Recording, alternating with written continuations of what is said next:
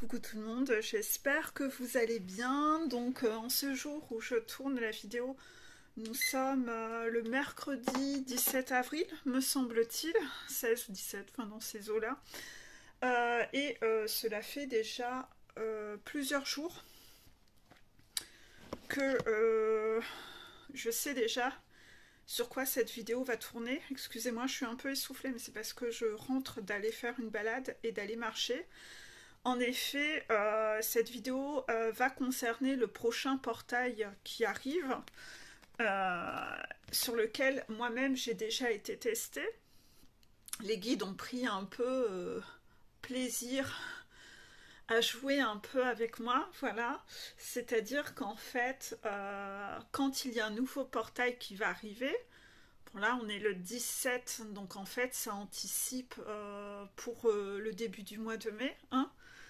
Bon, j'ai quelques vidéos déjà en attente, à chaque fois je tourne les vidéos en attente comme vous le savez, donc je suis étonnée de déjà tourner la vidéo, mais bon, soit. Moi j'ai déjà été testée dessus, j'ai été testée le 15 et le 16, les deux journées qui viennent de précéder. Ça n'a pas été très agréable, c'est pas toujours agréable quand on nous fait vivre un tournant, un marathon de tests. Ceci dit, les guides ont pris plaisir à me faire vivre les tests jusqu'à voir si j'arrivais à deviner le pourquoi, quelle était la thématique qu'on me faisait tester et quelle serait la thématique du nouveau portail qui arrive.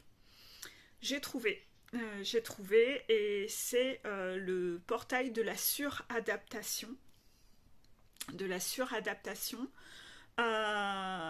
Ce qui, moi, a été énormément un lampadaire pour moi.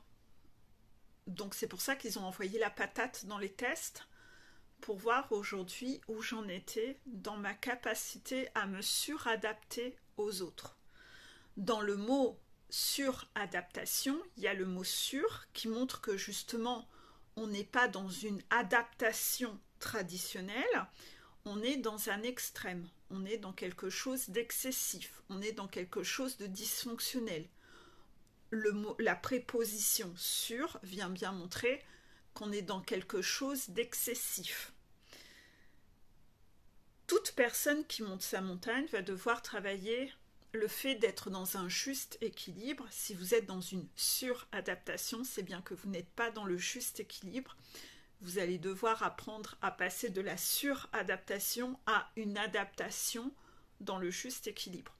Attention, on a dit une adaptation. Ça ne veut pas dire que vous allez devoir devenir une hyène qui est intransigeant et qui ne sait plus s'adapter à quoi que ce soit. Non, c'est justement être dans une adaptation normale, dans la fameuse nuance de gris, ni tout noir, ni tout blanc dans la suradaptation comme moi j'étais dans le passé. Si vous avez regardé les vidéos qui parlent de mon éveil, je remettrai les deux vidéos en dessous, on comprend bien que moi, la suradaptation, ça a été un énorme lampadaire pour moi. Voilà.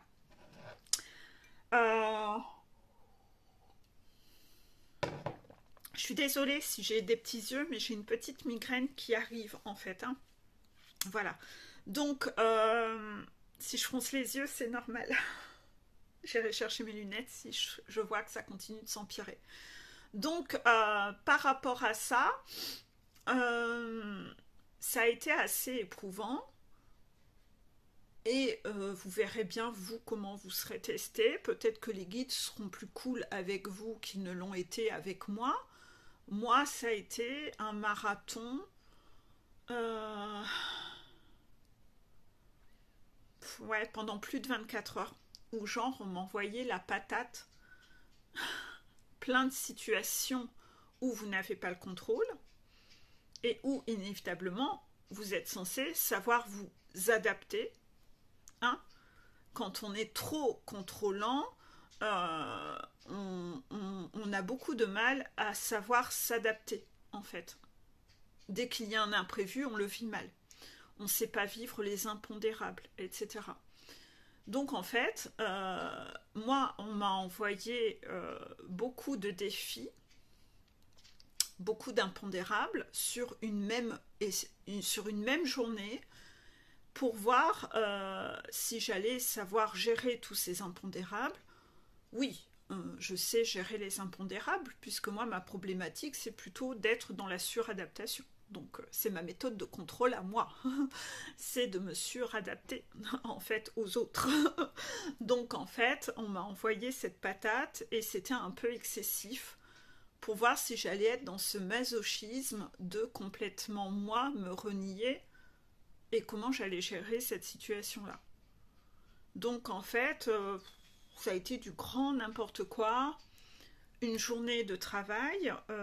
Donc déjà, il faut savoir que j'avais déjà eu des prémices en amont euh, sur la parentalité, beaucoup de tests là-dessus pour voir si, pareil, je suis dans cette adaptation, etc., dans un juste équilibre. J'ai eu orage avec un dégât des eaux chez moi, la petite qui hurlait, qui pleurait tellement elle était effrayée, parce qu'on n'avait jamais vu un orage comme ça, vraiment.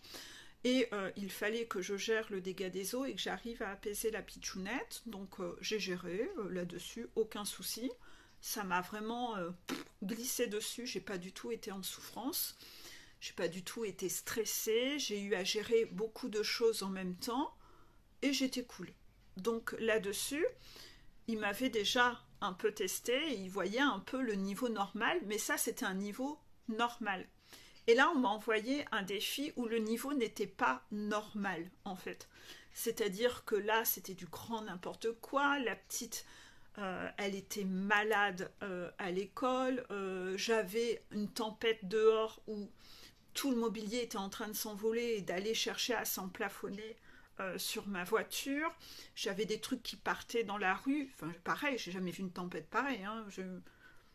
Vraiment des événements de cinglés. Et là, encore une fois, la petite qui était malade, qui pleurait, il fallait que j'aie le rendez-vous en urgence, j'avais mon boulot à gérer entre deux. Dès qu'elle me voyait me lever du canapé, elle faisait des cris parce qu'elle avait peur que je sois envolée dans le ciel ou je sais pas avec la tempête ou qu'il m'arrive quelque chose que je sais pas. Je sais pas du tout. Je l'ai jamais vue avoir des réactions comme ça. Donc en fait, j'ai bien vu qu'on a cherché à m'envoyer comme un film, un sketch où on vous envoie la patate et tout à gérer en même temps. Sauf que je veux bien réussir à gérer les situations, etc.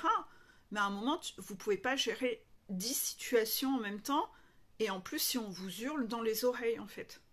Donc en fait, à un moment, j'ai dû, oh là là là, on se calme. Moi, je gère un truc à la fois et on se calme, quoi. Donc en fait, ça sert à rien d'hurler. Déjà, j'ai horreur de ça. Donc en fait, on va se calmer. Et puis, on va me laisser gérer une chose à la fois.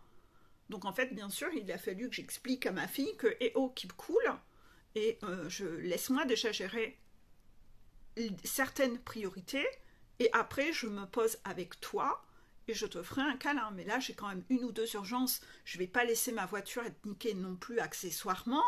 Tu es capable de te tenir 2 secondes sans un câlin et je vais aller gérer ça, etc. Donc en fait, j'ai pris une chose à la fois.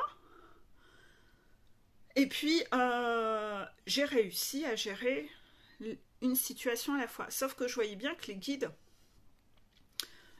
me testaient un petit peu, parce que dès que je gérais un truc, il y avait un nouveau truc qui tombait. Donc en fait, au bout d'un moment, je me suis quand même un peu énervée, quoi, en disant, non mais oh, là, ça va, quoi. La suradaptation, ça va 2 secondes, mais moi, j'ai pas envie de me suradapter. Au bout d'un moment, il faut quand même arrêter le sketch, quoi. Donc en fait, je me suis un peu énervée. J'ai dû cloisonner aussi un peu les gens qui faisaient des crises d'histrionie autour de moi pour et expliquer que j'avais aussi accessoirement, ça serait drôlement sympa de m'aider parce que dans ce foyer, je suis pas la seule à devoir gérer. Ça serait quand même drôlement sympa de m'aider aussi accessoirement. Donc en fait, je me suis un peu énervée comme ça pour montrer que c'était pas à moi de me suradapter à tout et de toujours être celle qui se suradapte à tout, en fait.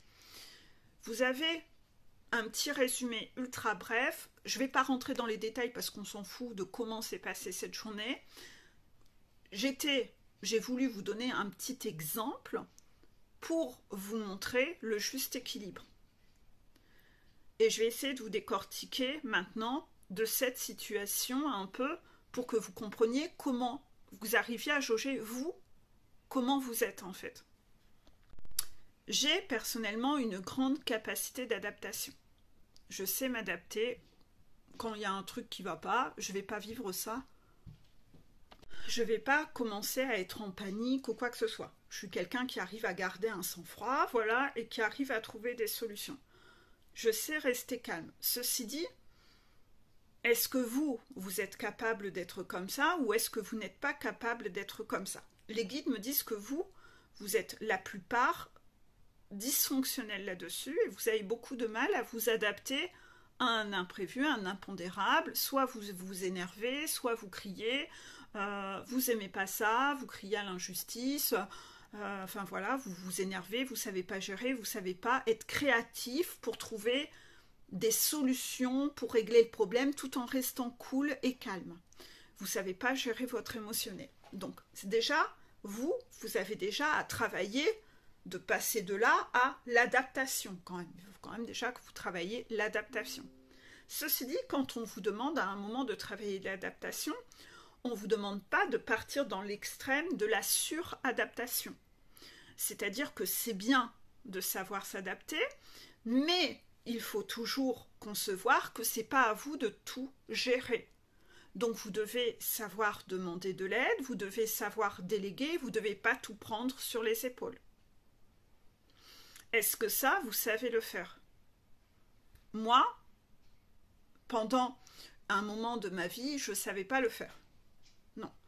Moi, j'étais toujours dans la suradaptation, toujours dans le sacrifice, tout gérer, tout prendre sur mes épaules, ne pas déléguer, ne pas oser déléguer certaines tâches à telle ou telle personne parce que j'avais peur que ça ne soit pas assez bien fait.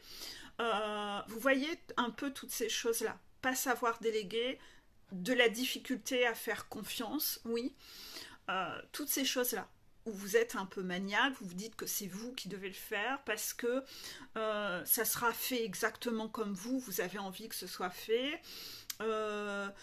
aussi la peur de déranger les autres, mais aussi le fait de vouloir montrer aux autres que vous êtes capable de gérer et que vous y trouvez une sorte de valeur à montrer aux gens que moi, je gère tout, en fait. Donc ça, vous vous reconnaissez pas dans tous ces points, non, c'est normal, parce que chaque personne qui est en suradaptation le fait pour telle ou telle raison. Et ça, c'est différent d'une personne à une autre. Donc je vous ai donné quelques raisons pour que vous essayiez de vous retrouver chacun un peu dans votre cas de figure, ok? Cette suradaptation, elle peut venir de deux façons, contraction, soit que vous aviez aucune capacité d'adaptation et on vous a dit il faut que tu saches t'adapter, donc vous avez monté de là et vous vous êtes jamais arrêté. Et vous êtes passé du tout blanc au tout noir. Hein, ou du tout noir au tout blanc, comme vous voulez, mais vous êtes parti d'un extrême à un autre extrême. Vous vous êtes pas arrêté au juste équilibre. C'est pas grave.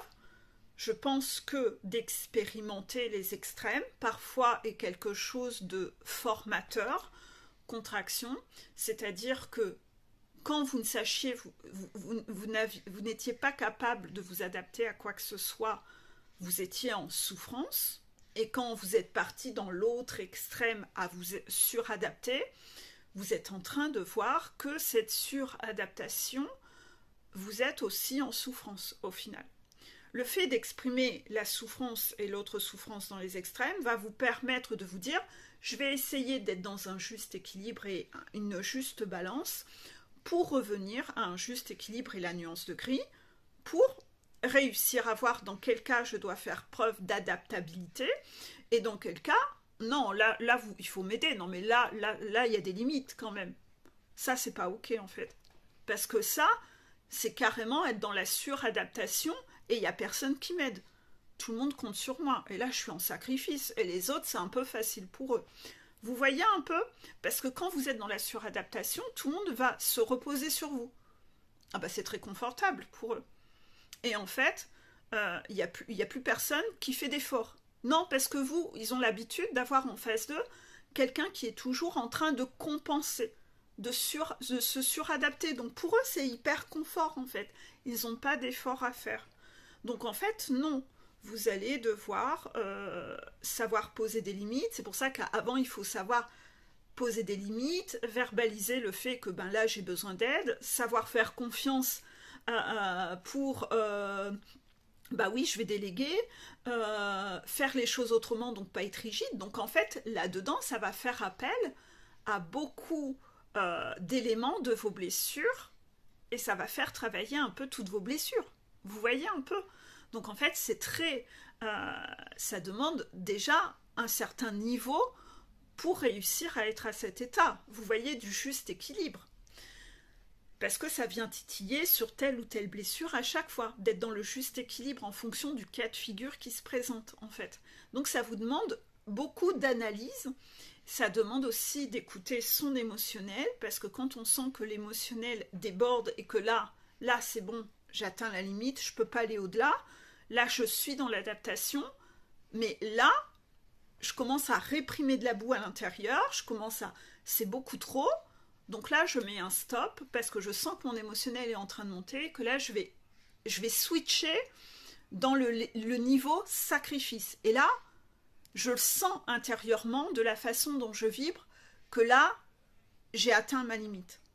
Donc ça demande d'être bien connecté à son corps, d'être bien connecté dans l'instant présent à son émotionnel pour savoir reconnaître que là j'ai atteint le niveau, là j'irai pas au-delà. Et surtout, j'en ai mais vraiment pas envie en fait. J'ai pas envie de repartir dans un sacrifice. Et là, je mets un stop. Donc en fait, vous allez être testé un peu là-dessus. Les guides vont ainsi pouvoir jauger beaucoup de choses chez vous dans votre évolution par rapport à vos blessures, mais aussi si vous êtes capable de jauger où vous en êtes pour rester équilibré et aligné. D'accord ? Ça ne veut pas dire qu'ils iront dans le même niveau de violence avec moi qu'avec vous. Je ne sais pas. Moi, ils ont envoyé la patate parce que je suis à un niveau de complétude. On vient me tester toujours un peu plus haut, d'accord ? Donc, ils s'en sont donnés à cœur joie. Hein. Voilà. Il fallait que ça soit un sketch pour attirer mon attention, puisque j'ai une capacité haute d'adaptation. Donc il fallait quand même que là, ça dépasse l'entendement, que ça soit folklorique pour attirer mon attention. Sinon, je ne me serais pas demandé une once de seconde. C'est quoi cette histoire là ? C'était quoi là ce que j'ai vécu ? Il va y avoir un nouveau portail ? Non. Sinon, j'aurais pas prêté attention, puisque j'ai déjà une grande capacité. Vous voyez ? Donc, il faut savoir que cette suradaptation, comme je l'ai expliqué, peut venir du fait que vous avez expérimenté les extrêmes pour trouver votre juste équilibre d'alignement de là je suis bien, je ne suis pas en sacrifice, et je ne suis pas non plus quelqu'un d'intolérant, trop obtus, voilà, qui en glande pas une et qui demande à tous les autres de faire des efforts. Mais ça peut aussi venir dans un deuxième cas, et là c'est mon cas à moi, ça peut venir déjà de votre enfance. Ça peut déjà venir de votre enfance. C'est-à-dire d'avoir été un peu déjà dans votre enfance, dans cet esprit de suradaptation. Et là, dans ces cas-là, c'est plus compliqué que dans le premier cas, parce que le problème vient depuis déjà tellement longtemps que vous êtes persuadé que c'est votre trait de personnalité et que vous êtes comme ça et que... C'est magnifique, c'est parce que je viens de voir des beaux oiseaux. Et que c'est votre personnalité comme ça, tout va bien. Non. Vous êtes dans un mécanisme et une programmation sacrificielle qui est un peu trop extrémiste et vous allez devoir apprendre à corriger ça pour revenir dans une juste balance parce que c'est beaucoup trop haut, c'est trop dysfonctionnel. Et moi, j'avais cette problématique-là. Si vous avez écouté ma vidéo, vous savez que tous les matins, je vous mets 4 ou 5 minutes d'extrait vidéo en story sur Facebook pour vous montrer des choses que j'explique ici, dans mes articles, vous faire écouter par d'autres personnes qui parlent des mêmes sujets. Ah, eux le présentent de telle façon, eux ont telle autre métaphore, un autre exemple. Ça peut vous parler, ça vous permet aussi de faire des révisions.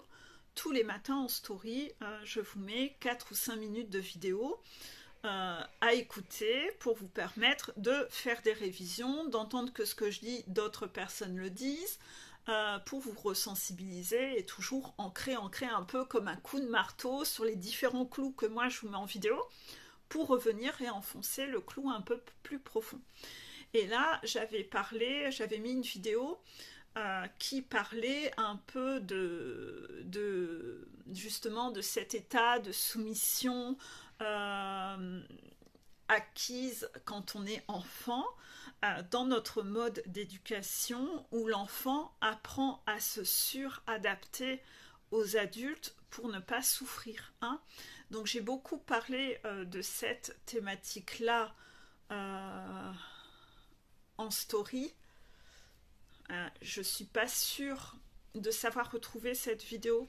Je vous promets rien. Si jamais je la retrouve, cette vidéo, je la remettrai en dessous, mais franchement, je vous promets rien. Parce que moi, une fois que j'ai entendu, je dégage en fait. Hein, je garde pas les vidéos. C'est des trucs que que j'aborde. J'entends une autre personne qui en parle, je le mets. Mais basta, après, ça va pas au-delà, quoi. Donc, si jamais je la vois, je la remettrai si vous voulez, si vous ne l'avez pas vue et que vous voudriez la voir.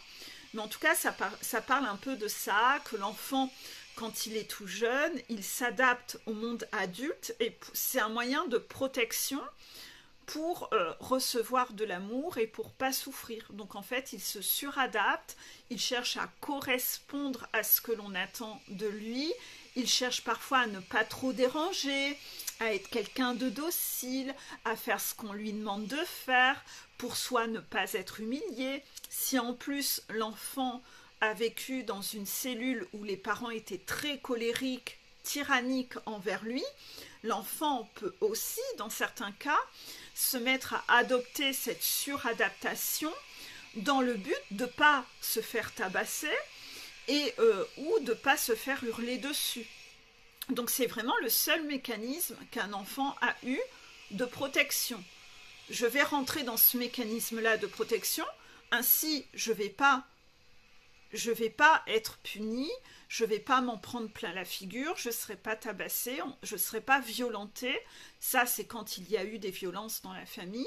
Mais sinon, ça peut être aussi, dans mon cas à moi, par exemple, c'est que moi, sans avoir vécu tout ça, désolée, il y a encore les travaux sur la terrasse. Je vais boire mon café, il va être froid, ça va être dégueu. Je déteste le café froid. C'est que moi, j'étais la petite dernière d'une fratrie de 3 enfants. J'avais 2 frères plus âgés et j'étais la petite fille qui arrivait. Et vous pensez bien que quand vous êtes le dernier comme ça et que vous n'êtes pas du même sexe que les autres, vous avez ce côté un petit peu exclusif, etc.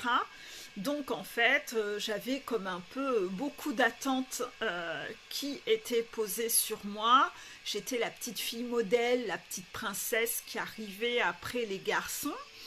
Et je me suis rangée dans la case de la petite fille qui dérange pas, qui demande pas de travail, qui dérange personne en fait. Donc je dérangeais vraiment personne, moi. Ah, j'étais vraiment une enfant, mais pas pète-couille pour dessous. Hein.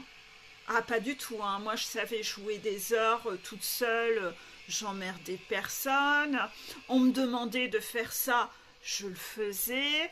À l'école, j'étais première de la classe. On me disait d'aller à la messe, j'allais à la messe. Je devais faire ma communion, je faisais ma communion. J'étais première aussi, parce qu'il y avait un classement à la communion, je vous ai déjà raconté. J'étais première. Vraiment, la gamine, waouh, hyper docile. La nana, petite enfant modèle. Voilà, j'étais la petite enfant modèle. Je sortais jamais, voilà, j'étais... Donc en fait, c'est sûr que, voilà, je dérangeais pas, parce que je voyais quand même qu'il y avait du boulot, 3 enfants, tous les copains-copines qui venaient toujours à la maison, il y avait toujours plein de gamins, les cousins-cousines à la maison. Moi, je dérangeais pas, j'étais la petite dernière qui dérangeait pas. Je faisais jamais de colère, je faisais jamais de caprice. Non, je dérangeais pas.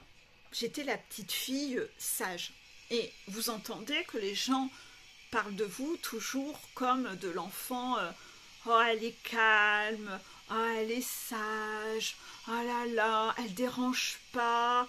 Oh là là, elle est agréable. Donc en fait, plus vous entendez les adultes comme ça, pendant que vous jouez, qui parlent de vous, plus vous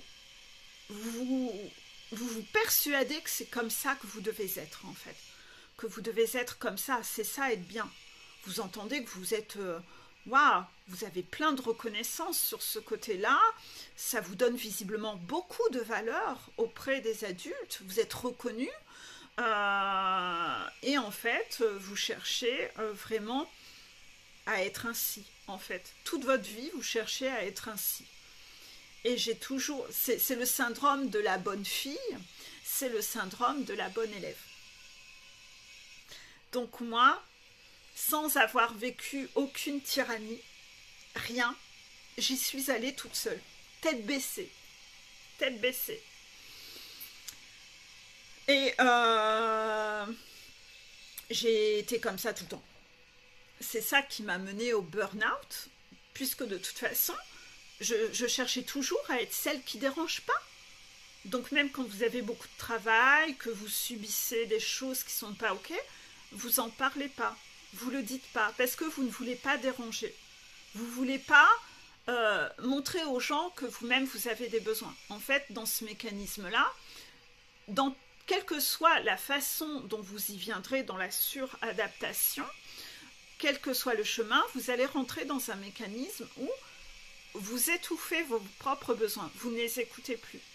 Vous n'écoutez plus vos envies, vous donnez plus du tout de place à vos propres besoins, vous ne donnez de place qu'aux besoins des autres. Vous cherchez absolument à être conforme aux besoins des autres, à être la personne qui va apaiser les autres. Tant que les autres sont apaisés, vous avez rempli votre rôle. Si tout le monde est dans un confort de cinglé, vous avez rempli votre rôle. Et vous serez régulièrement là-dedans, au travail, dans la famille avec vos frères et sœurs, dans la famille par rapport aux personnes âgées, à rendre toujours service à vos amis, en couple, avec même vos enfants, en n'ayant plus, la seule chose que moi je n'ai pas faite comme erreur, c'est que comme j'avais quand même travaillé déjà un petit peu progressivement au fil de mon chemin de vie, quand je suis devenue maman, je ne suis pas devenue qu'une mère. J'ai gardé ma personnalité de féminité, j'ai gardé des activités sportives, il m'arrivait encore de sortir sans les enfants, je gardais quand même des habitudes individuelles parce que j'avais déjà commencé à travailler sur moi sans monter ma montagne, mais enfin déjà à essayer de sortir d'un état de sacrifice sur certains sujets. Et je ne voulais pas du tout être une maman qui, quand elle serait maman, ne serait plus que maman. Ne vivre qu'à travers ça. Non, ça, moi, je ne voulais pas. Donc, sur le côté maternité, comme moi, ma mère n'existait plus que dans son rôle de mère, moi, je ne voulais pas faire la même erreur. Donc, sur la maternité, j'ai su ne pas être dans une suradaptation, mais parmi vous qui me regardez, il y a peut-être des personnes parmi vous qui vous rendez compte que quand vous êtes devenue maman, vous avez complètement renié votre part de femme, vous ne voyez plus d'amis, vous ne vivez plus qu'à travers ça, peut-être que vous vous êtes laissé aller physiquement, etc. Vous vous achetez jamais rien parce que c'est que pour les enfants. Non, je fais pas de sport, j'ai pas le temps, je ne m'occupe que de mes enfants. Peut-être que vous, là-dessus, vous êtes déjà extrémiste. Moi, je dirais que c'est peut-être le seul point où j'étais pas extrémiste. Ça, j'ai pas sombré dans cette suradaptation-là. J'étais très maternelle et très dévouée à mes enfants, mais peut-être même trop aux yeux de certains qui ne le sont pas du tout, inévitablement, mais euh, j'étais dans un juste équilibre. Parce que je suis toujours restée coquette, je faisais des sorties, enfin je faisais plein de trucs quand même. J'étais dans ce juste équilibre. Les guides le confirment, j'étais dans le juste équilibre. C'est pour ça que souvent les guides aiment que je parle de la parentalité, parce que moi le sujet parentalité, c'est quelque chose d'assez intuitif chez moi, où j'ai pas eu beaucoup de choses à bosser là-dessus. C'était quelque chose que sans doute j'avais déjà travaillé dans mes vies antérieures, ce juste équilibre là-dessus, contraction. Là-dessus, j'ai pas eu de problématique. Mais cette suradaptation, je l'ai eue dans tout le reste. C'est-à-dire le sacrifice avec les parents, pas avec les grands-parents par contre. Non, pas avec les grands-parents. Mais le sacrifice avec mes parents, je l'ai vécu, mais j'ai su réguler. Le côté en couple, ça oui, à fond. La suradaptation à la belle famille, la suradaptation aux amis, voilà, toujours être celle qui est toujours dispo, mais moi on l'était jamais pour moi, toujours celle au travail aussi. Plus on m'a testé aussi dans cette activité de ne pas être en suradaptation non plus avec mes patients, en me mettant des patients un peu tyranniques, colériques, capricieux, et où parfois j'étais dans une suradaptation avec certains. Tout ça, j'ai eu aussi à travailler. Hein, voilà, j'ai le soleil, j'espère que ça va, que je ne ferme pas trop les yeux. Donc en fait, sur tout le reste, j'ai eu à travailler. Je fais exprès de détailler pour que vous essayiez de voir, vous, dans quoi vous êtes dans cette suradaptation pour recevoir la reconnaissance et l'amour des gens, et où vous n'arrivez plus à jauger vos sensations corporelles, où là vous êtes dans la suradaptation, vous n'écoutez plus votre corps, vous êtes en sacrifice, vous êtes en souffrance, et dès que vous sentez le sacrifice, vous devez mettre un stop. Vous devez lever le pied de la pédale. Non, non, non, là je suis pas bien. Donc oui, vous allez être testé là-dessus, sur à mon avis beaucoup de sujets, pour voir si vous arrivez à jauger que là j'ai atteint ma limite en fait. Aller au-delà de ma limite, oui, je peux. Oui, je peux. Je pourrais aller au-delà de ma limite. Mais en fait, j'en ai pas envie. Pourquoi j'en ai pas envie? Parce que j'ai déjà cheminé, j'ai déjà travaillé sur mon masochisme, j'ai déjà travaillé sur tout. Et oui, bien sûr, je peux. Je peux être dans la suradaptation avec toi. Je pourrais aller au-delà de mes limites avec toi. Je vais savoir l'encaisser, oui, parce que je suis quelqu'un qui sait être dans le sacrifice. Mais est-ce que j'en ai envie? Est-ce que j'en ai envie? Je vibre quoi à l'intérieur? Non! Je sens mon corps qui se crispe. Je sens mon corps là qui se... où la personne vient de me mettre en colère et là c'est la goutte d'eau et là j'en ai marre. La liste des choses que je tolère et auxquelles je m'adapte commence à être longue. Et là je sens que là en fait tu me saoules en fait. Et là je sens que je passe le cap de la suradaptation.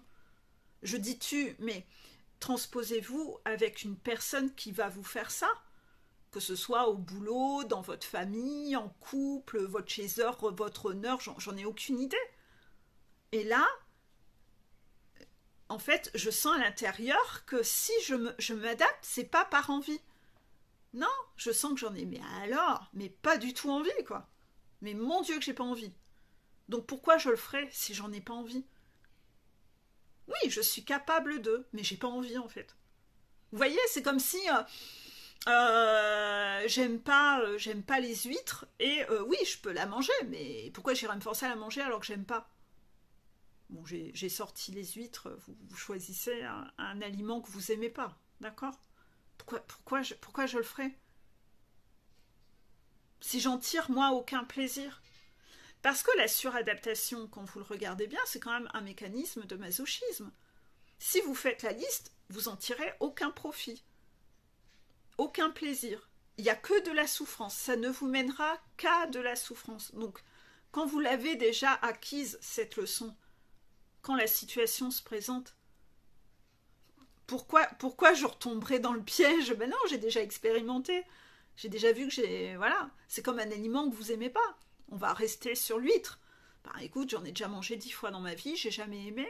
Pourquoi je me forcerai à en manger une 11e fois? Non, non, j'aime pas. Voilà.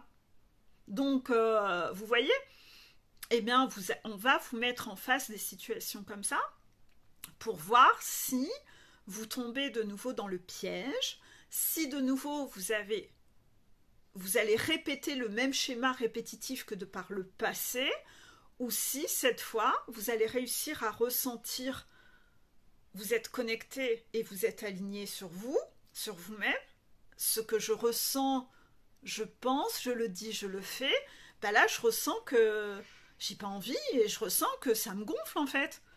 Donc ben en fait, non, non, non. Donc vous verrez bien quelles seront ces situations sur lesquelles on vous testera. Vous sentirez que quand ça sera un peu trop, on vous en demande trop, même si vous pétez un câble et que là vous dites non mais là trop c'est trop, là on arrête de me prendre pour une conne, vous aurez sûrement dans ce portail aussi à des révisions, hein, savoir monter sur un ring, savoir faire face au trousseau de clés d'une personne en face de vous qui va ressortir son trousseau de clés.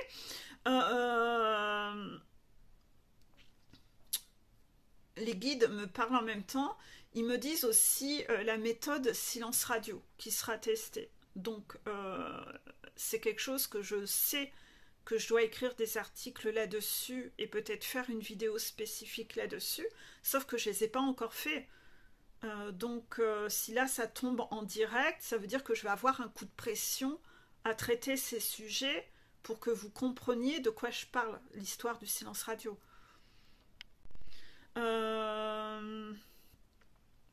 Ouais, merde, encore un truc en plus à faire. Ah, merci les guides, ça n'arrête jamais. Hein.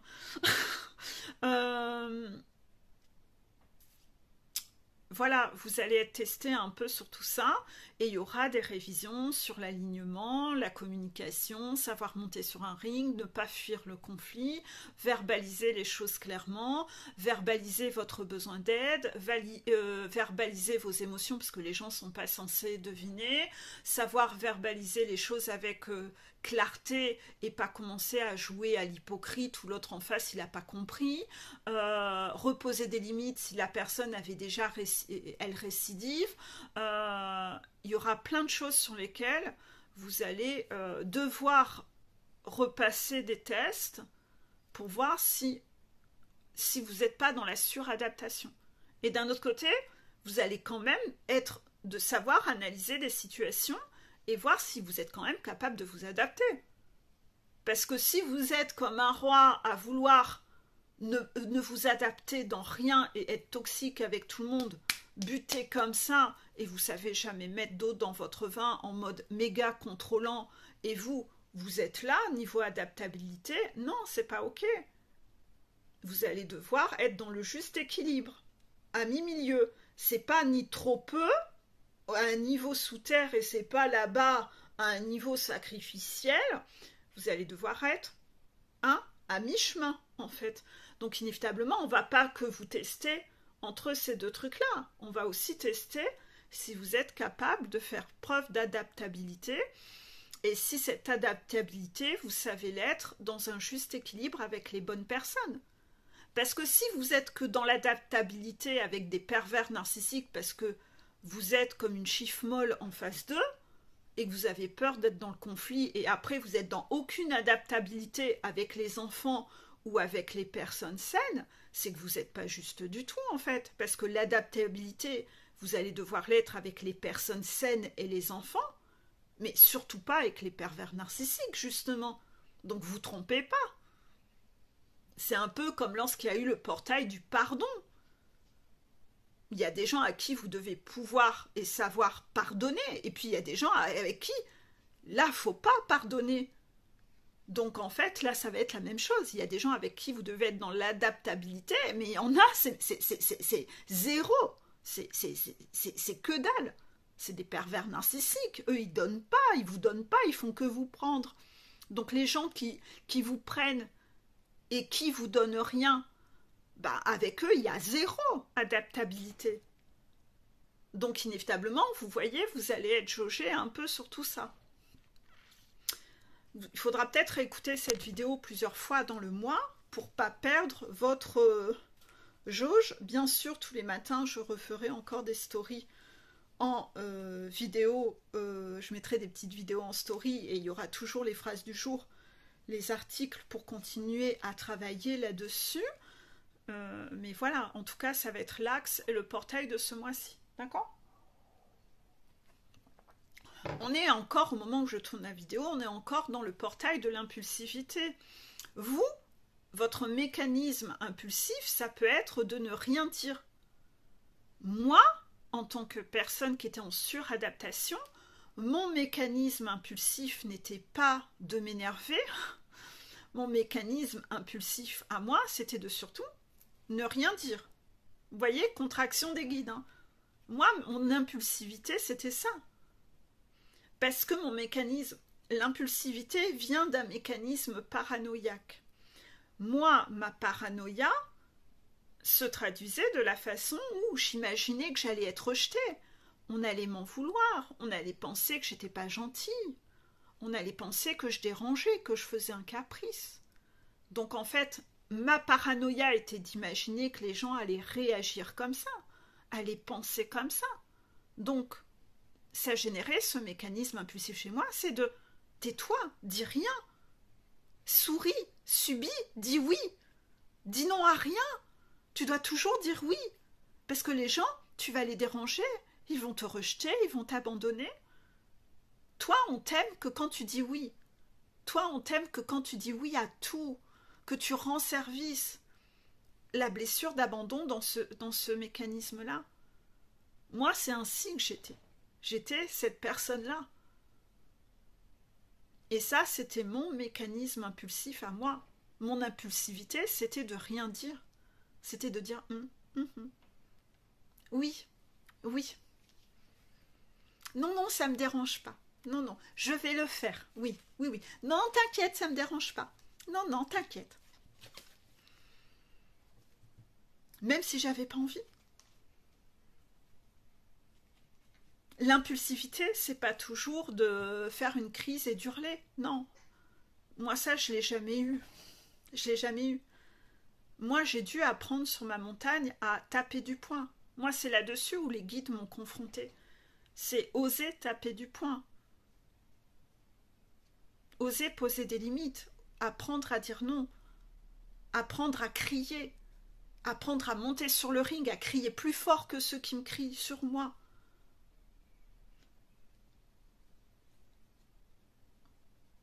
Apprendre à répondre. Apprendre à recadrer. Moi, je me laissais bouffer toute crue. Je me laissais bouffer toute crue. Et même déjà, quand j'étais pitchounette, ma mère me disait « T'es trop gentille. Tu peux pas être toujours gentille comme ça. Toutes tes copines vont abuser de toi. » Et moi, je me faisais bouffer toute crue. Oui, je me faisais bouffer toute crue. Donc, en fait, c'est là-dessus où vous devez... Moi, j'ai dû apprendre à développer mon caractère, plus de force de caractère. J'étais trop résignée, j'étais trop docile. Vous voyez ? Est-ce que ça vous donne à réfléchir par rapport au portail de l'impulsivité et de la paranoïa sur certaines choses que peut-être vous n'aviez pas analysées en ce sens ? Donc là, vous allez devoir travailler la suradaptation. La suradaptation, c'est le sacrifice. Pourquoi vous le faites ? Pourquoi vous faites ça ? Pourquoi vous perdez votre alignement ? Parce que vous avez peur de quelque chose. Donc ça veut dire que vous faites encore un choix en fonction de la peur et pas en fonction du cœur. Donc on va vous confronter à ça pour que vous voyez où sont vos lampadaires, pour vous en libérer, pour vous rendre plus libre et que plus personne n'arrive à avoir un totem d'immunité avec vous. Et vous allez être testé là-dessus. Vous allez être testé là-dessus. plus personne ne doit avoir un totem d'immunité avec vous. J'ai été testée là-dessus. Et oui, j'ai dû claquer des portes. J'ai dû claquer des portes, mettre un stop, parce que c'était plus possible en fait. C'est plus possible en fait. À un moment, vous êtes dans la suradaptation et les gens en abusent en fait. Quand vous êtes dans cette suradaptation, les gens ne vous respectent même plus. Ils écoutent même pas vos besoins. Vous avez beau les exprimer, ils savent que même si vous les exprimez, vous avez tellement cette force d'accepter et d'avoir de la patience qu'en fait, il n'y a plus personne qui écoute ce que vous dites en fait. Les gens sont abusifs et ils vont toujours de plus en plus loin. Et en fait, c'est pas ok quoi. À un moment, c'est l'overdose quoi. Le trop mène au chaos et à l'overdose, et à un moment, on tourne le dos en fait. Parce que c'est plus possible en fait. Et vous, certainement, vous serez testé là-dessus aussi. Qui a encore un totem d'immunité avec vous? Donc, voilà. Il y a la justice divine qui tombe pour vous pousser à être dans le détachement. Vous allez devoir vous détacher de quelque chose, vous détacher d'une façon de fonctionner, vous détacher de certaines personnes, vous détacher de vos lampadaires pour atteindre une guérison. L'âme sacrée, c'est la lumière, l'âme sacrée, c'est la guérison. Pour rester toujours dans un calme intérieur, la méditation représente le calme intérieur, le côté je suis stable, je suis serein, moi je suis cool. Donc pour garder le calme intérieur, et vous allez devoir travailler la confiance en vous. Ah ouais, parce que là, il va falloir développer votre confiance en vous. Vous allez avoir des défis. Vous allez devoir avoir suffisamment confiance en vous pour claquer des portes, suffisamment confiance en vous pour dire non, suffisamment confiance en vous pour verbaliser des choses, suffisamment confiance en vous pour poser des limites, suffisamment confiance en vous pour vous dire mais je mérite mieux que ça en fait. Non, non, ça je veux plus quoi. Pour être aligné, pour être aligné, pour être dans l'amour inconditionnel de vous-même, et que les gens ne vous connaissent pas que pour votre suradaptation, que les gens soient eux aussi dans l'amour inconditionnel de vous-même. Parce que sinon, les gens, ils ne vous respecteront jamais. Et donc, inévitablement, vous pardonnez à vous-même de ne pas de trop tolérer, de trop vous suradapter. Donc, il y aura tout ça à travailler. Vous avez bien entendu ou je répète? Les guides veulent que je répète. Je répète. La justice divine va être là ce mois-ci et va vous tomber sur la figure et la tête pour vous apprendre le détachement, lâcher ce qu'il y a à lâcher, pour atteindre cet état de guérison, l'âme sacrée, où votre priorité c'est de garder, vivre dans la paix, dans votre paix intérieure et pas dans la souffrance. Travaillez cette confiance en vous, de savoir relever les défis. Donc vous allez développer dans ces défis une confiance en vous. Pour rester et maintenir votre alignement, vous faites les choix en étant aligné. Ça, j'ai pas envie, donc je vais pas dire oui alors que j'ai envie de dire non. Être dans l'amour inconditionnel de vous-même et faire en sorte de vous entourer de gens qui sont dans l'amour inconditionnel de vous-même. Parce que si vous acceptez n'importe quoi, les gens vont vous connaître par profit de votre suradaptation, mais ils ne sont pas dans l'amour inconditionnel de vous-même. Et vous pardonnez à vous-même de ne pas avoir su le faire avant. On va se laisser avec 5 petites cartes des guides. Ce n'est pas grave de se tromper de chemin, mais rien de pire que de continuer à avancer tout en le sachant. Voilà. Il y a des choses que vous faites, vous savez que c'est pas bien et vous continuez à le faire. Il y a des gens autour de vous qui ne sont pas respectueux et vous continuez à retomber dans le même schéma de pardonnite aiguë envers eux. Vous n'êtes pas dans l'amour inconditionnel de vous-même et vous repartez dans les mêmes schémas répétitifs. Donc on va vous représenter des situations où vous vous êtes lourdé et des nouveaux cas qui vont se représenter à vous. D'accord? Des rattrapages. La 3e carte, connais-tu le tu qui tue, qui nous déresponsabilise de ce que nous faisons, nous nous dédouanons de notre responsabilité derrière « c'est le règlement, ce sont les ordres, la tradition veut que, je n'ai pas le choix, c'est normal que, comment aurais-je pu ?» Voilà, ça c'est exactement toutes les phrases que moi j'avais depuis enfant pour justifier ma suradaptation. Je me cachais derrière ça. Bah, j'ai pas le choix. Bah, la tradition veut que. Bah, c'est le règlement. Ce sont les ordres. Comment aurais-je pu? Bah, c'est normal que je fasse ça. C'est mes parents. C'est ma copine. Bah, c'est normal d'aider les autres. Vous trouverez toujours une excuse pour justifier que vous ne faites pas autrement. Pour continuer à vous tromper de chemin. Donc non, arrêtez de vous déresponsabiliser, c'est pas le tu qui tue, non. C'est votre responsabilité, c'est vous qui êtes dysfonctionnel, c'est à vous de faire autrement et d'arrêter d'être dans l'excès de suradaptation. Quatrième carte, il y en a beaucoup aujourd'hui. Non, c'est la troisième. Je reste persuadée que dans la vie, quand on choisit avec le cœur, on ne regrette jamais car on fait un choix aligné. C'est ça que vous allez devoir faire le choix aligné, d'arrêter d'être dans le cœur avec les autres, c'est d'être aligné que, accessoirement, vous faites quand même partie de l'équation. Donc, au lieu d'être en suradaptation vers les autres au détriment de votre propre alignement, vous allez prendre en compte la globalité. Qu'est-ce que je peux faire pour que ça profite à tout le monde? Dans ce tout le monde, moi aussi, j'en fais partie. Si ça ne profite qu'aux autres et jamais à moi, je ne suis pas alignée là. Je ne suis pas dans un juste équilibre, je suis en sacrifice, et ça, c'est pas ok. Et moi, j'ai toujours fait que mes choix de vie où c'était en faveur des autres et jamais en faveur de moi. Non, ça, moi, maintenant, j'ai appris à me mettre dans l'équation. Et si les gens refusent de me mettre dans l'équation, ils dégagent. Ils n'ont pas de place dans ma vie, puisqu'ils ne me prennent même pas en considération.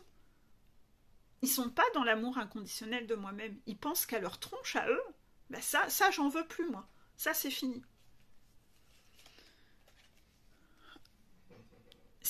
Carte suivante, célibataire qui attend, c'est tout de même mieux qu'en couple qui fait semblant. Donc en fait, là encore, on va vous représenter la problématique où vous préférez être dans un couple à peu près où vous êtes en suradaptation, c'est pas équilibré, et on va vous représenter ça c'est pas ok en fait. Il vaut mieux être célibataire que d'être dans un couple wish et un couple qui tient pas la route en fait. C'est du grand n'importe quoi. Donc célibataire qui attend, c'est tout de même mieux qu'en couple qui fait semblant. Faites attention à ceux qui s'exposent sur les réseaux sociaux en couple en faisant croire que votre couple va bien alors qu'il ne va pas bien. On vous attend au tournant là-dessus. C'est un vrai message, contraction. Sortez votre pendule et demandez au guide.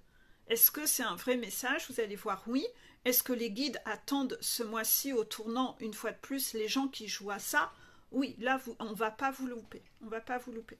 Vous êtes encore dans du paraître, dans du fake, dans un jeu d'acteur. C'est laid, c'est moche, c'est horrible.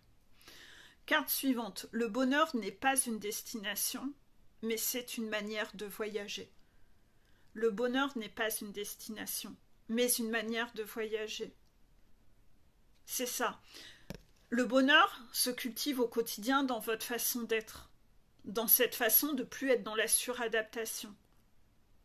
Mais pas non plus de ne pas savoir vous adapter, d'être dans le juste équilibre dans tout, d'être dans ce calme, parce que vous savez préserver votre paix, parce que vous savez être en juste équilibre. Le bonheur, c'est une façon de voyager, en fait. Il y a des gens parmi vous qui pensent que le bonheur, c'est une destination. Non, c'est pas ça. Est-ce que vous pensez encore que le bonheur, c'est d'aller faire tel voyage? Est-ce que vous pensez encore que le bonheur, c'est quand j'aurai telle voiture? Le bonheur, ça sera quand? Non. Le bonheur, vous allez apprendre à vivre dans un état de bonheur au fur et à mesure de votre parcours. En vous transformant. En entretenant cet état-là tous les jours, en fait. Dans des tout petits riens, en fait. Dans des conneries, dans des broutilles. Ça va être votre façon d'être au quotidien. C'est ça qui va vous permettre d'être en état de bonheur. Bien sûr, il faut guérir de beaucoup de choses avant qui vous mettent en souffrance, qui empêche de ressentir cet état-là. Mais la vraie libération, c'est quand vous serez dans cet état-là de savoir entretenir votre paix et de plus laisser les gens trop empiéter et venir abuser de vous, en fait. Non. Sans pour autant devenir quelqu'un d'aigri. Non, vous aurez aussi un grand cœur. Vous serez dans le juste équilibre, en fait. Mais avec les bonnes personnes. Pas avec les personnes abusives, en fait. Non, ça, c'est pas OK.